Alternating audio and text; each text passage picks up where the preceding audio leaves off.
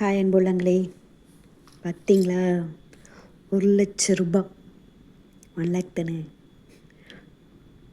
1,00,000 ரூபா நோட்டு எங்கேதுரா இது பார்த்தோம் அப்படின்னு பார்க்குறீங்களா? இந்தோனேஷியன் மணி 1,00,000 ரூபி போட்டு பாருங்க. 1,00,000 ரூபி, 1,00,000 ரூபா. இதை போல் என்கிட்ட வந்துட்டு ஒரு 10 தாள் இருக்குது. 10,00,000 ரூபா வச்சுருக்கேன். 10,00,000 ரூபா நம்ம ஊர் காசாக இருந்தால் எப்படி இருக்கும்?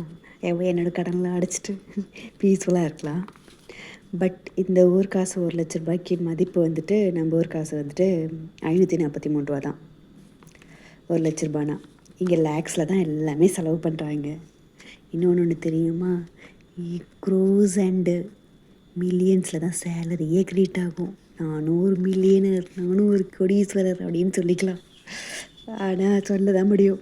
பட் அந்தளவுக்குலாம் பணம்லாம் வராது. நம்ம ஊர் காசுக்கு வந்துட்டு 543 ரூபா தான். 1000 அப்படின்னா வெறும் 5 ரூபா தான் நம்ம ஊர் காசுக்கு. ஸோ அந்த 1000 ரூபா காசுலாம் கீழெல்லாம் கிடக்குது. கீழே கடந்தெல்லாம் எடுக்கல, ஹஸ்பண்ட் தான் கொடுத்தாங்க. சொல்கிறேன், அந்தளவுக்குலாம் மதிப்பு கிடையாது 1000 ரூபா காசுக்கு.